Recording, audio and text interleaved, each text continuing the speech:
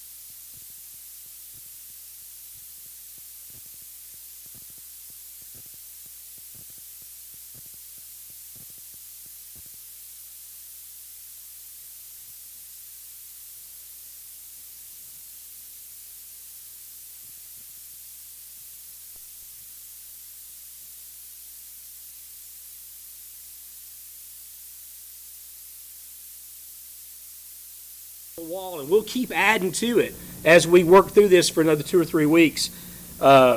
And thank you for Julianne Turner for making the little signs, and for Sarah Beth helping her tear tape and get them on there today. And so let me just quickly remind you that we talked about this, that vision weaves 4 things into the fabric of our daily experience. I'm going to say this probably every week. There's going to be passion. There's really no such thing as an emotionless vision like we're talking about. You've had something in your life that you were like, man, I can't wait. I can't wait to get there and tell the team what we're going to do. We're going to go this way. We're going to go in this direction, and you're excited. And you're motivated. Motivation is another word that happens. Direction is another word. Purpose is another word that we've talked about. Last week we ended and we talked about how a vision worth pursuing will demand sacrifice and risk.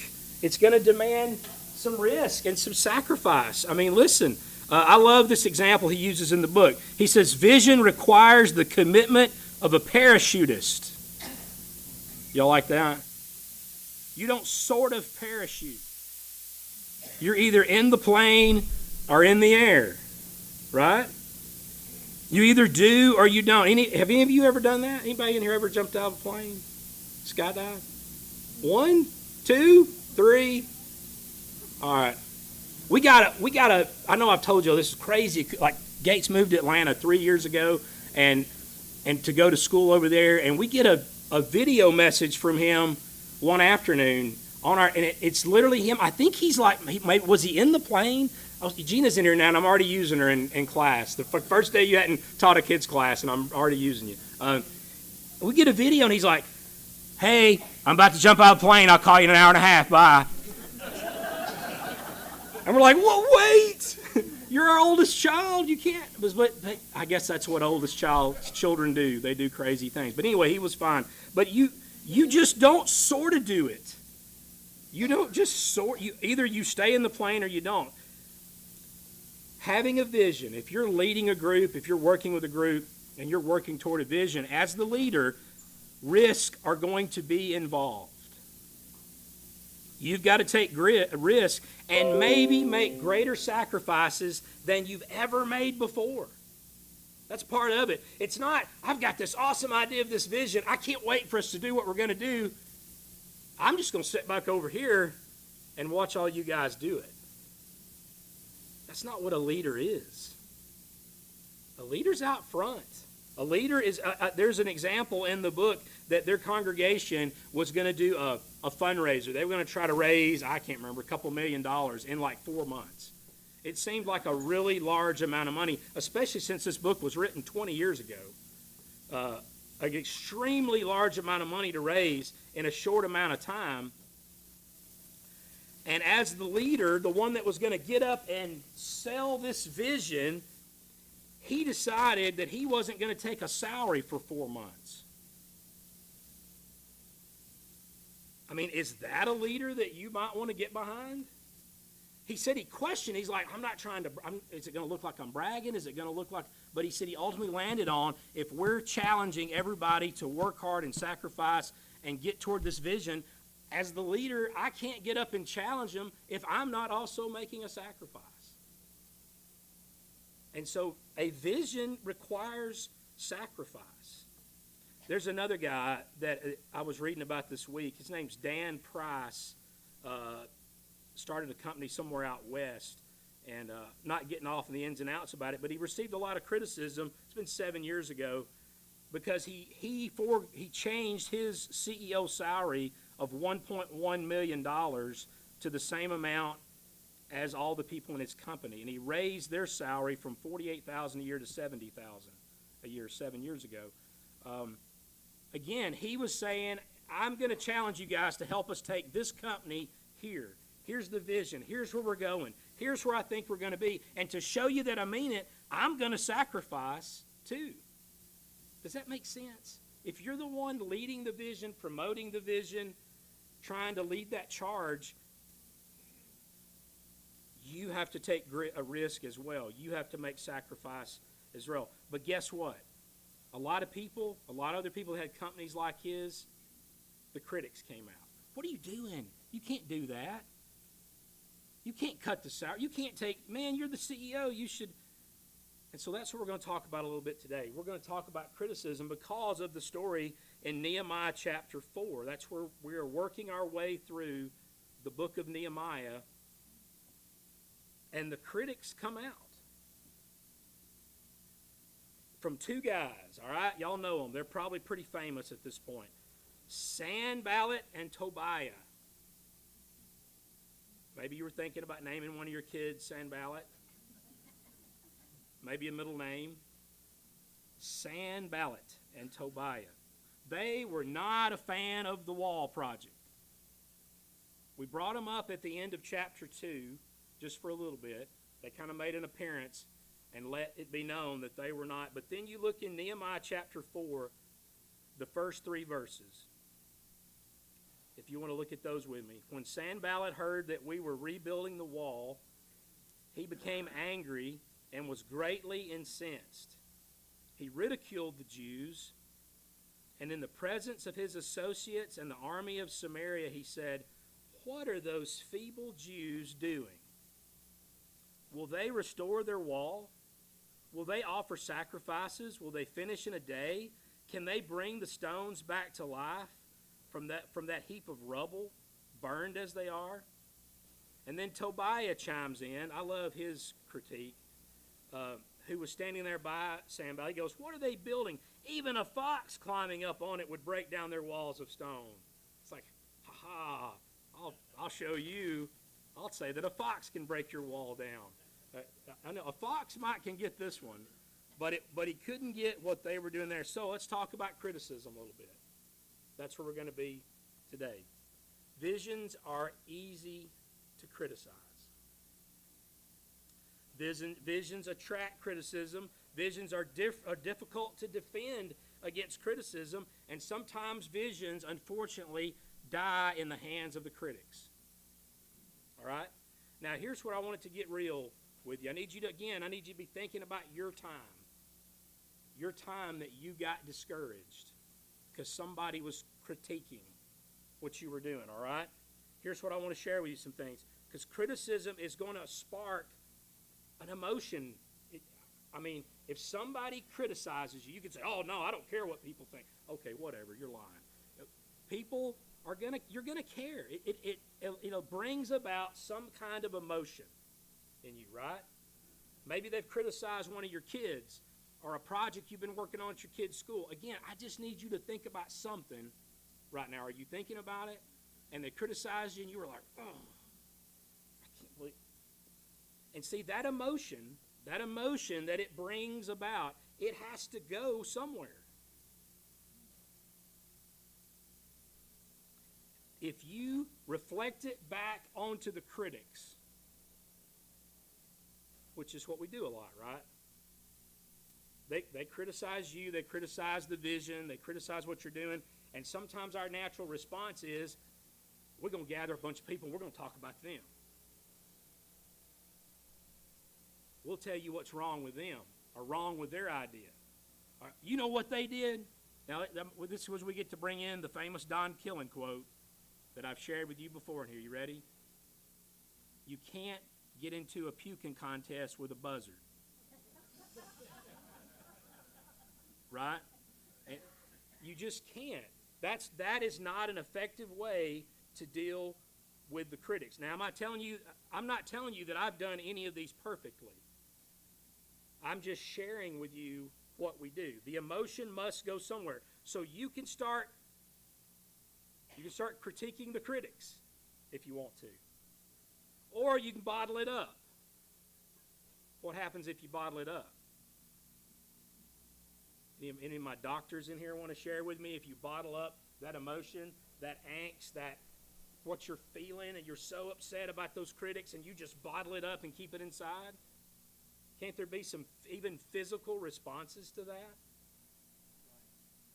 Thank you. It can bring about depression, maybe ulcers. I don't know. I don't have any letters after my name. Headaches. Yeah. So you can start critiquing the critics. That's not good. You can bottle it up. That's not good. Or another one we do we begin to dump it out on somebody totally unrelated to the situation.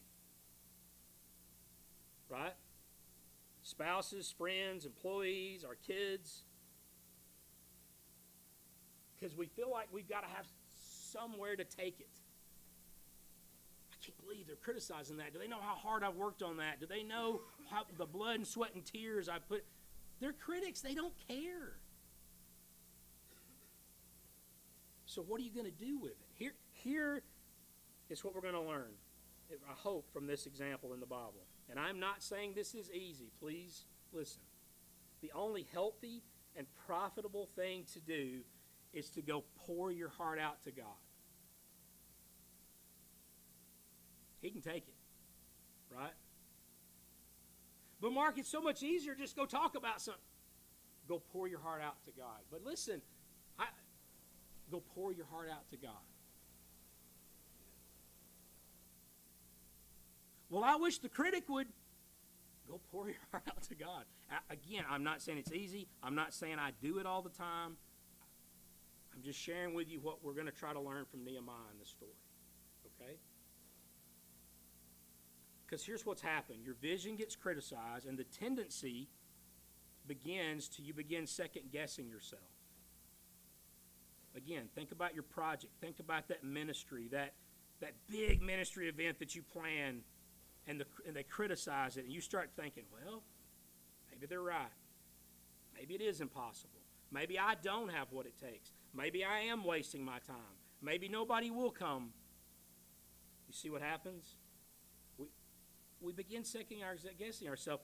Here's what's interesting to note. Nehemiah didn't try to defend himself to Sanballat or Tobiah, and he didn't try to counter their criticisms. It was actually true. It was true. He was using some workers that were not skilled builders. It would be like trying to get me to build the wall. I don't know how to build a wall, right? I did some work like that when I was in college, but I worked with a crew of people that basically had to tell me what to do. You know, I would just wind up be the one to go pick up like garbage around the job site because I didn't know how to do anything. It's true. He was using some unskilled laborers, and they were not the most committed group. At one point, they walk off the job in this story. So some of the things that Sanballat was saying was true, but listen, isn't that what critics do? Have you experienced that? They'll take a couple of little truths, a couple of little things and they'll mix them with some other stuff. To where people go, I think that critic, I think they know what they're talking about. I mean, that sounds reasonable. And I know that one thing he said's true, so I guess all of the things. Are you getting it? What happens with critics? Nehemiah's critics had some valid points, but there was one thing that they weren't factoring in. Y'all want to guess what that was? Who that was? Huh? Critics weren't factoring in God. Now, does that make a difference?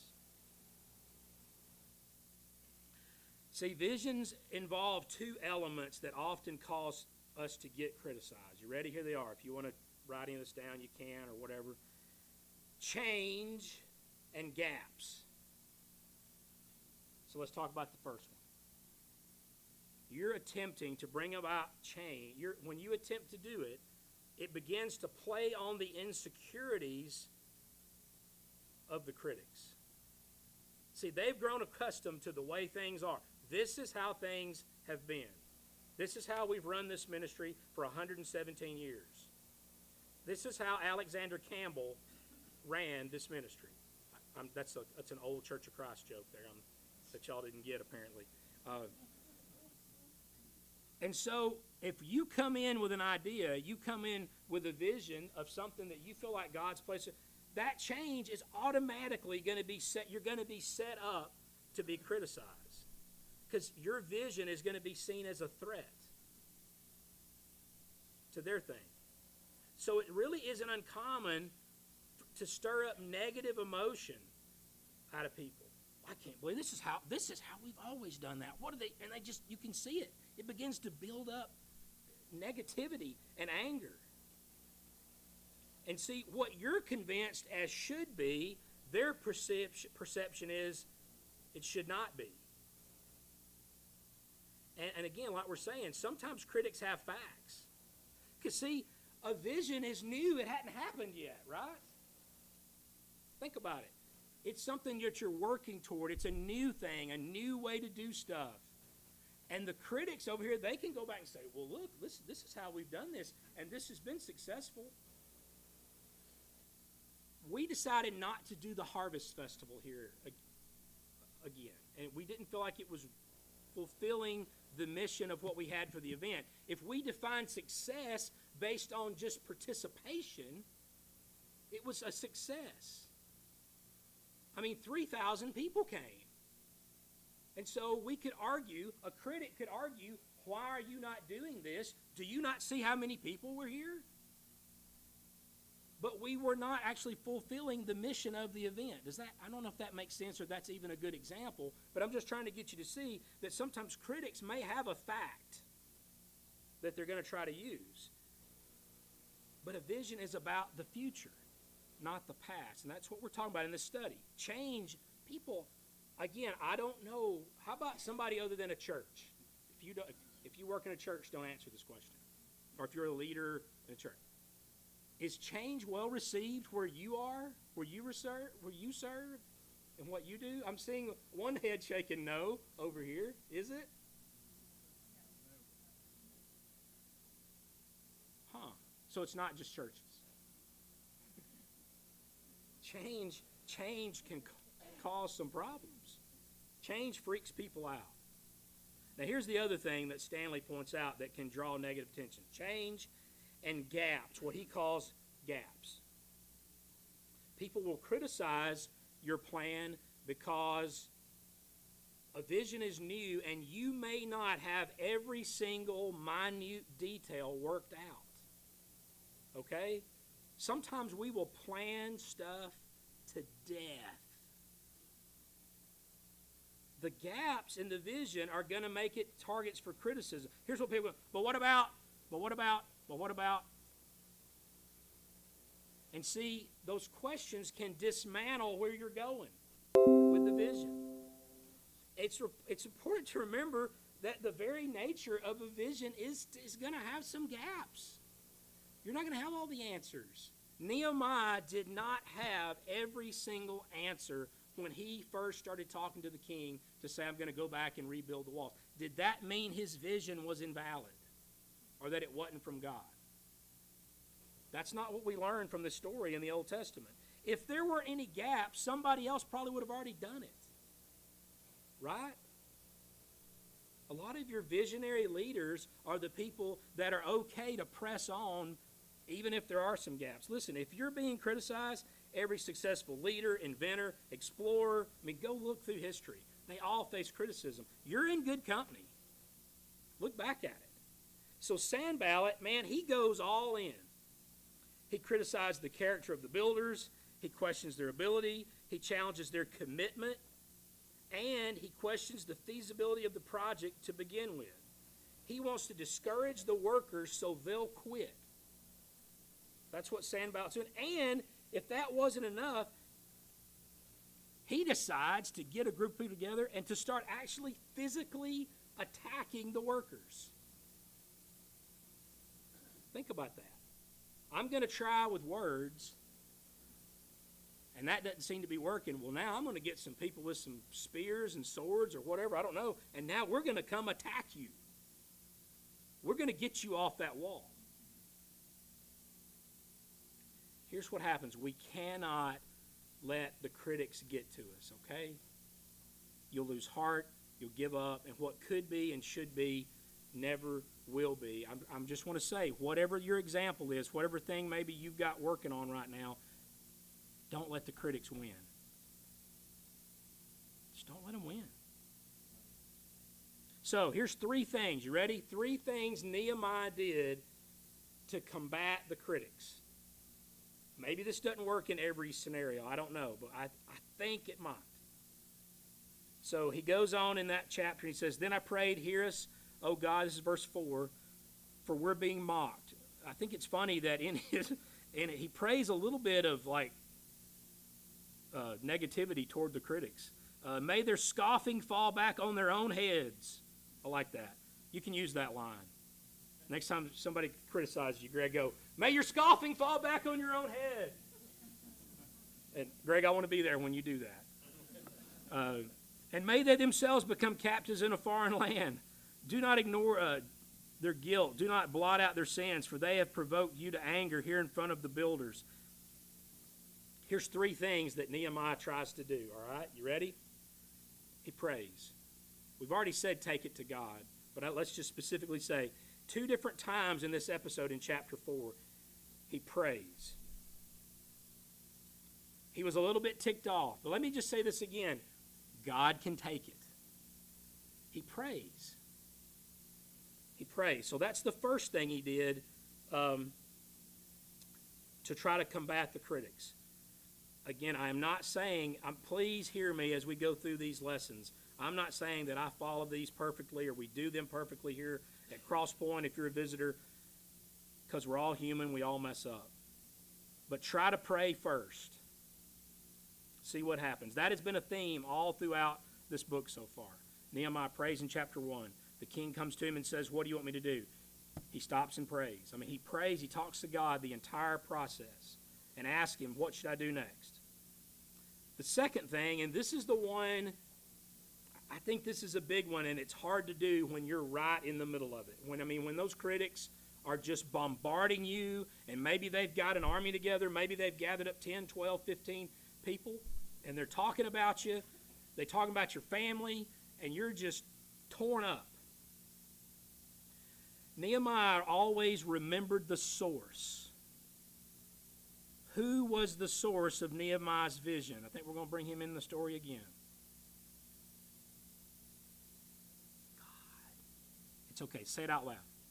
God. So remember the source. Not only did Nehemiah pray, he remembered who brought him to Jerusalem in the first place.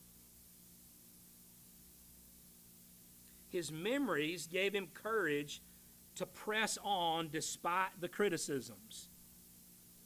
What I'm saying here is when the criticisms come, maybe you need to stop and think back about a time that God has been faithful to you in a similar situation. Because if you're being criticized right now about something, chances are it's not the first time, is it?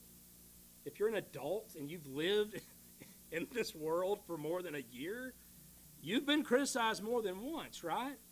So think back to a time you're like, you know what, I thought that was awful, and I thought things were going to fall apart, and God was faithful, and he led me through that. Remind yourself, and again, you may not have necessarily liked how he led you through it, but he was faithful. Correct? So pray, and you remember the source. Reflect on God's faithfulness. And this is important, he exhibited leadership skills because he took the people. He called the people working to do the same thing. It wasn't just Nehemiah got over here and kind of pulled himself together. He got all the people, and he motivated them and said, remember how God has taken care of us. He motivated them. Lou.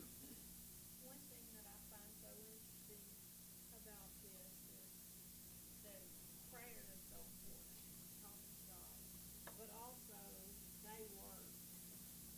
They didn't just rely. They worked early and late, from sunrise to sunset. Yeah. Always, and half the men were always on guard. Yeah, they were a motivated bunch.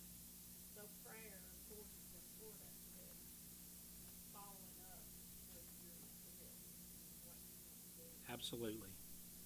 And that kind of ties into our last point just a little bit, I think, because like I said, when the complainers saw their original plan wasn't working, when they're like, ha, your wall is like a fox can knock it down, and when that wasn't getting them, that's when they brought out the swords.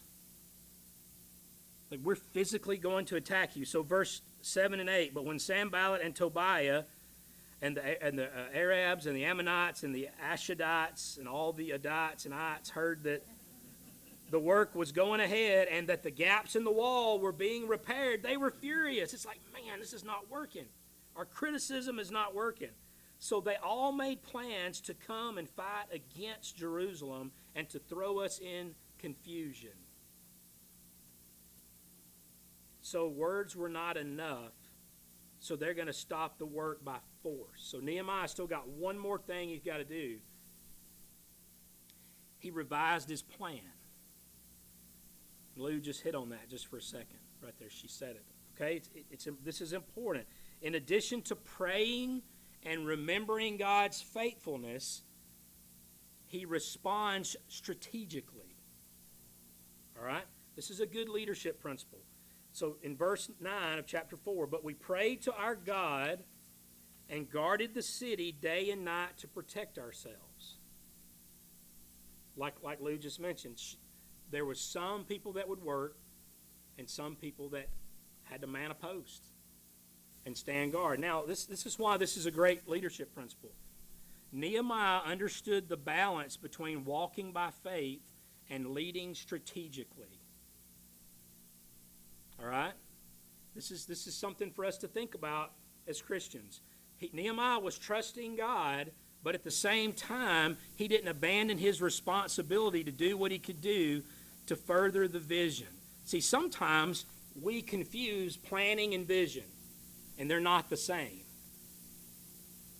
You can have a plan to reach a vision. The vision can still be solid. It can still be there. It can still be where God's wanting you to go. But sometimes you've got to tweak the plan along the way. Do you know people, though, that are like, no, this is the plan. We cannot change the plan. Nehemiah changes the plan in order to fulfill the vision. If he had not broken the group up, if he didn't have half the people working while half the people stood at the wall with their spears, the wall wouldn't have got finished. The vision, the concern, the building block number one, there was a concern. The wall, we don't get the wall built if you don't revise the plan. Do you see that? Man, listen, I'm sorry because I work here. I'm going to keep using. We're so bad about that in churches. We can't change anything. We can't revise the plan. We can't. If this is the vision is to get me over here, and about halfway through the project, I need to tweak the plan a little bit in order to get me to the goal, that's okay. Don't get caught up in the plan. Don't confuse. Listen to this one. So this is the last big statement, and then y'all can go back to sleep. Don't confuse your plans with God's vision. Did y'all get that?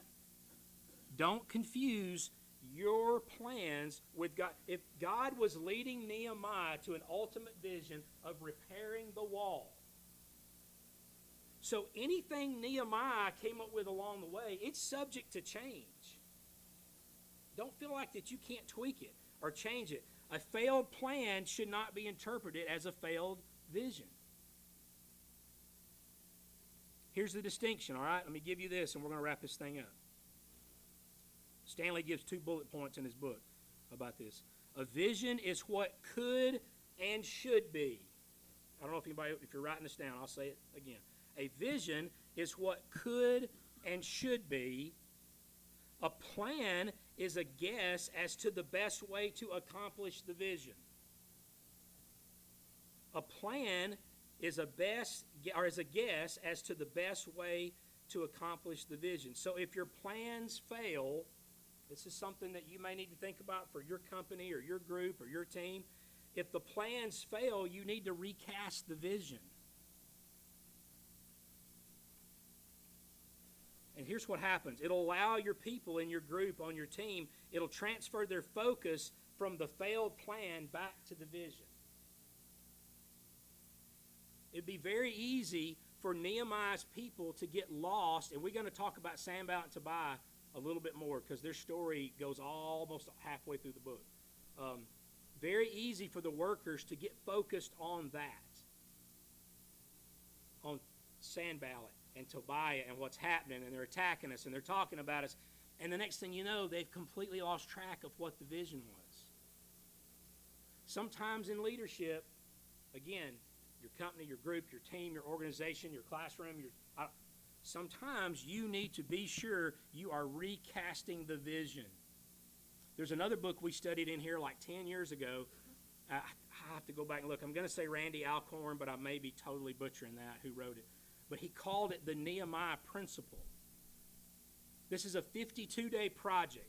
This wall is going to get built in 52 days. Halfway through, around day 26, he recast the vision, refocused his workers on where they're going, what they're doing. Sometimes we think that we're going to throw out some statement to our workers, to our team, to our church, and then don't talk about it again for 6 years. What? We told them what the vision was. You might need to talk about it. You might need to talk about it once a month. I don't know what you got going on. You might need to talk about it once a week or once a day. Cast the vision and keep reminding them, because along the way there's going to be setbacks. There's going to be problems. And we're people. We're human. We're going to be folk. We're going to, oh man, I can't believe that's happening. I can't believe this negativity. I can't. And you're like, no. Don't forget where we're going. Don't forget the prize at the end, the goal, the visions God set for us. Don't let the critics win. Stay committed to the vision, all right? We're going to stop today because this one's got some more to it. We're not done with these guys yet, okay? Let's pray, and we'll go get kids from class and get to second service if you hadn't been there yet. God, thank you so much for this story. Man, there's just so much good stuff we can learn from it. Help us to just take it, apply it, to commit to some of the things we talked about, prayer and remembering you and revising our plans and just the different stuff. And we know when we're in it. We know when the critics are right on top of us. It's not necessarily the most easy thing to do. Pray to give us strength and courage